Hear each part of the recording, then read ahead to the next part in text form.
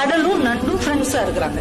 Daily இந்த நண்டு அங்க ஊர் உலகம்லாம் சுத்திட்டு சாயந்தரமா கடல் கிட்ட வந்து பேசும். ஒவ்வொன்னையும் அது சொல்லிக்கிட்டே இருக்கும். கடல் ரொம்ப ஆச்சரியமா கேட்டுட்டு இருக்கும். அப்படியா அப்படியா, ஏதோ நீ எனக்கு ஃப்ரெண்டா இருக்கிறதுனால இந்த உலகத்துல நடக்கிறதெல்லாம் நான் தெரிஞ்சுக்கிறேன்ப்பா, ரொம்ப தேங்க்ஸ்பா அப்படின்னு 2 பேரும் நல்ல மனமொத்த நண்பர்களா இருக்கிறாங்க. ஆனா இந்த நண்டுக்கு ஒரு குணம் என்னன்னா, அந்த கடற்கரையில அது நடந்து வரும்ல, நடக்கும்போது அந்த கடற்கரையில அதோடைய சுவடு பதியும்.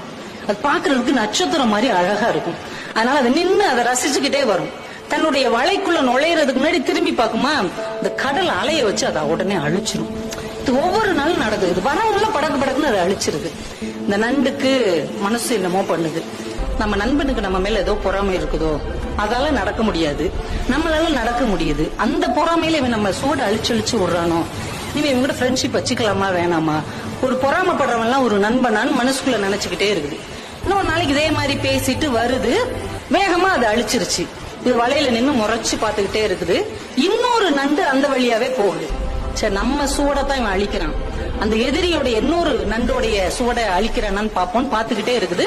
அந்த நண்டோடைய சுவடை இதை அழிக்கவே இல்லை. அந்த நண்டு ஹாயா நடந்து அந்த பக்கம் இருக்கிற ஒரு வலைக்குள்ள போகுது.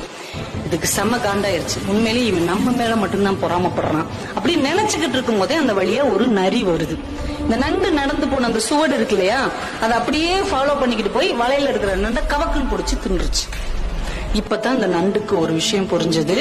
தன்னுடைய நண்பன் தன் சுவடுகளை அழிக்கவில்லை, தன்னுடைய வாழ்க்கையை காப்பாற்றி இருக்கிறான் என்ற உண்மை புரிந்தது. உடனே ஓடி வந்து மறுபடியும் அந்த கடற்கரையில் எழுதுச்சு, முன்பே காப்பான் அன்பே நட்புன்னு எழுதுச்சு.